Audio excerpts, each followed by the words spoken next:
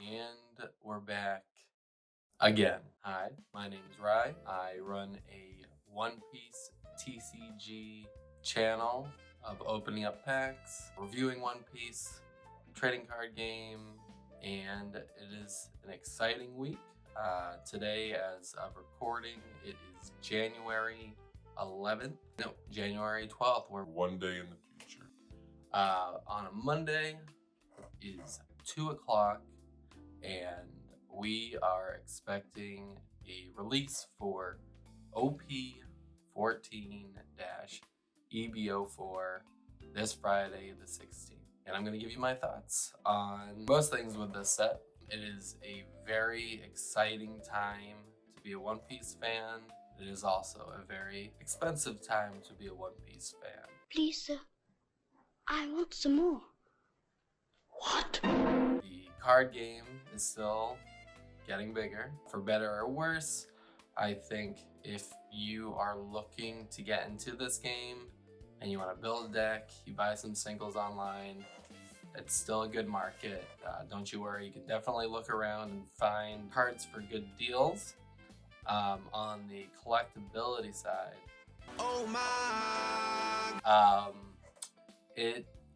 For a game that's only been out, came out in 2022, I only started getting into this game about, I want to say between February and April of last year. And at the time, I thought I was still far behind. I don't expect myself to see myself getting a romance booster box anytime soon. However, all the old sets, in some way, even the bad sets, OP08 and OP10, which are considered bad releases, everything's going up. And is it going to go up forever? No, probably not. We still have EB03 coming out in February, the heroine, the waifu set, which I think that is going to be a little bit more crazy as far as price, the cards in it, all that good stuff. And that will be its own video when that comes out in the future. But let's come back around. Let's get back to what I started out with, which is the OP14-EB04 set coming out, the Azura C7, aka the Seven Warlord set. There is a lot to like about this set. I don't think this is going to be a bad set at all. If I were to rank it early on right now, as far as like S, A, B, C, and then F, even before release, just looking at what they have, I would say this is a B or an A, just to get ahead of it. Again, could be wrong. There is a lot about this upcoming set that is really exciting. Obviously, for people who want to scalp Luffy's, there are still Pokebros coming into the One Piece TCG. I honestly would say you should try to get into it for the right reasons. Obviously, if you're scalping, it's not cool. I think One Piece as an IP has potential in the future to be up there with Pokemon. Pokemon's the big one. That's the one where we've had 30 years of research. We've seen Pokemon outdo the S&P 500 at times. And listen, I'm not going to be the one to say to put your money into cardboard. I'm not a financial advisor. Do what you will with your money. Don't go crazy. Don't go grabbing credit cards and going willy-nilly with this game. It's there to be enjoyed, to be loved, and to, it's okay to have some sealed product on the side if you have goals to hold this stuff and see what it does in the future. I have no issue with that. Most people, I feel like, don't really care that much.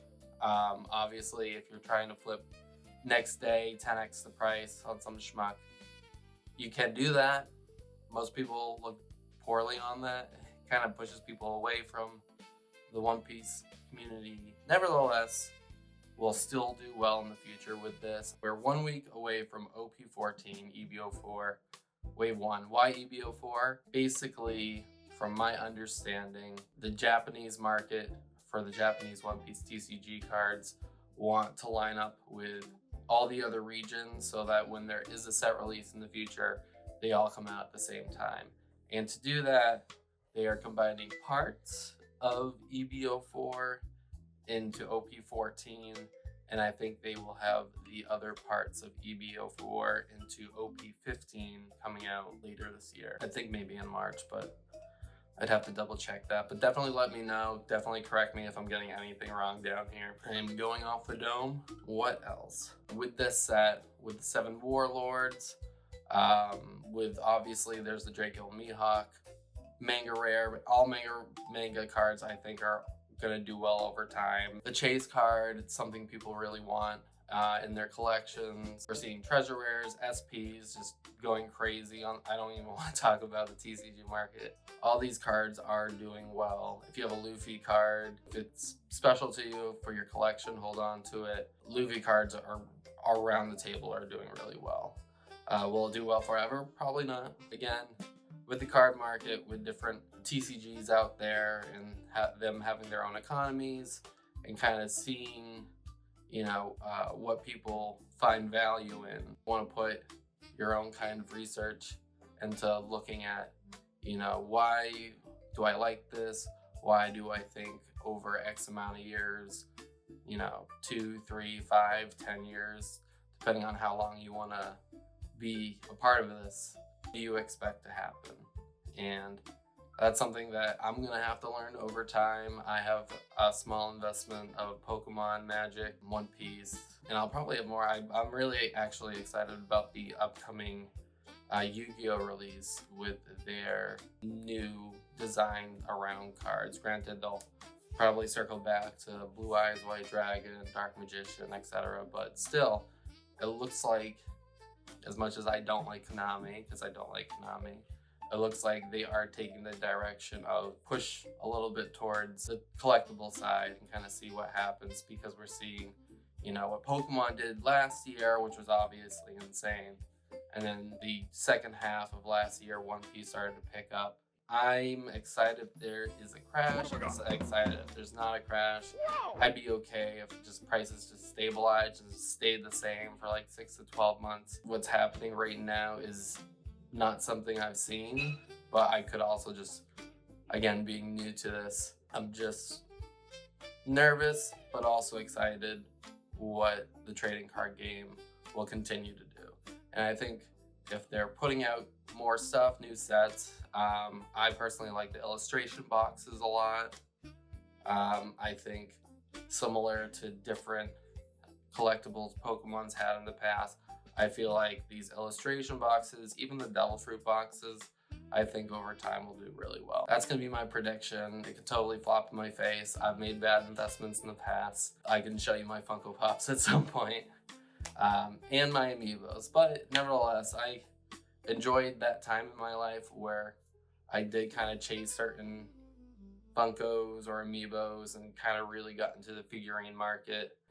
And now that time's passed, I've kind of circled back again into the card market. Went on a bit of a ramble there. I would like to list off my top 5 most anticipated, wanted cards I'm looking forward to for the Azuris. God, I gotta get this right. The Azuris 7 One Piece OP14-EB04 set. For my number 5, I have chosen Ground Death alternative art for Crocodile. And I'll also list off number 4, You'll Frighten Me, alt art Boa Hancock. Now, I'm a little biased. I have some alt art, you know, effect manga cards as well.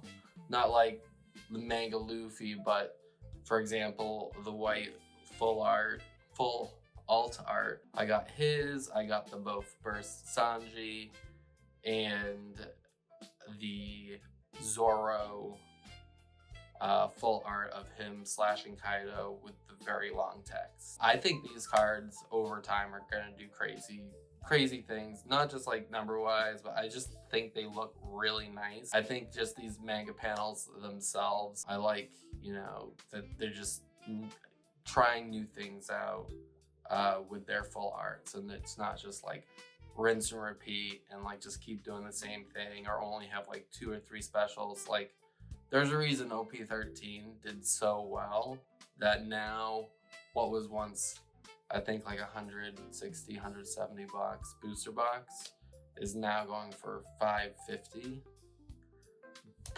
Not even 2 months old. That's saying something about how well a set was received, and also you're seeing new hands being put into this market. And I think OP13 will always still be up there as S+. This box could have potential to be up there. I just haven't viewed it yet. However, for number 5 and number 4, these cards in general, I think, just not only look really nice, but they're connected to very well-beloved, well-known characters in the series. And yeah, no, I'd be amazed to be able to pull one of these. Number 3, which is up there, the Golden Buggy, the OP09-051 SP, the Gold Buggy. I think this looks great. Very much reminds me a lot of the OP11 cards, where it kind of looks like a poker game card with the character on it. That's what I kind of get out of the Buggy card. It's very fun. It's got his 4 warlords updated version on him. It feels like a really tough Buggy card, and for that, and not just the rarity of it, but I think for Buggy fans, this is like, well, it has to be like one of their top 3 cards of Buggy that's come out so far. So again, another beloved character. As we get towards the end of the series, you know, I say still got 5+ years left to wrap up this One Piece. But yeah, no, I just think in general this is a great Buggy card for personal collection, and just for something over time, like when we get towards One Piece ending, I think this will be an amazing chase card. Let's get to number 2, which is not something I would usually say I'd be chasing, but it is the Roronoa Zoro PRB 02006 special card, and it's the one with him and Sanji. It's a full art. It is absolutely beautiful, no doubt about it. It's them in Sabaody with the bubbles. You see Sanji yelling at him, calling him Mosshead or whatever. I think this card just looks so well placed. It just looks like a really cool card, honestly. It's got the gold and everything. If you're a Straw Hat fan, if you're a Zoro fan, if you're a Sanji fan, which is yours truly, I think this is something that you'll definitely want in your personal collection. I just like the brightness of everything. The art style looks really sharp. 10 out of 10. Please get me this card. So we got number 5, number 4. We got Buggy as 3. We got Zoro as 2. Now, what's my number 1? Well, my number 1 isn't what most people would say. It's not the Mihawk. It's not even the Boa special. And I know how special Boa is. That's why I put her at number 4 for her alt art. However, number 1 for me is gonna be the Perona card, the Perona OP06-93 special card. I personally collect, it goes like Sanji, Tony Chopper, Perona. I honestly think this looks like Perona's best card. I'd have to kind of go through, refresh myself, but I think this Perona card is gonna do really well. And all of these special cards, I think, from this set stand out on their own. And I think people not only want it once it comes out, but I think it's a future card that will appreciate And if I pull this, I'm never selling it. I don't want to sell anything personal collection wise. You know, there are definitely a few Luffy's that I do want to hold on to. However, for Sanji, Chopper, and for Perona, I kind of set them aside. Some I would love to get graded in the future, but these things are staying with me for the long run, basically. But yeah, no, those would be my top 5 favorite cards from this set. I think, you know, in general, this set's gonna do well again. Could be wrong, don't know. We haven't gotten there yet. We could come to release and the boxes might tank, and I'll be eating my own words and saying, wow, I got that completely wrong, holy. But yeah, no, again, 7 Warlords, this is gonna be what I think is gonna be a nice test for how the community reacts. Will everything get bought out, and will this set next week be like a $400 or $500 box? I don't know. I don't think it will. I also, just out of personal experience, I try not to do pre-orders anymore. If you're feeling that FOMO and you feel like, you know, you're gonna miss out and you really want to just throw your money at, you know, a box right now going for $250, definitely, you know, grab what you need to. Good luck to you. Best of luck. Good luck on the pulls. However, in general, I just wait for day of release. I go to my local LGS, and, you know, I try to support small business and see if I can get some product. If I can't, worst comes to worst, I try to get it online for a decent price at the time. The cardboard's not going to go anywhere. You can have it, you can love it. More importantly, because it's not like I'm sitting on a huge ton of One Piece sealed product, I am just going to open it, a majority of it basically, and explore and see if we can get some cool cards out of it. So this is, oh, battery getting low.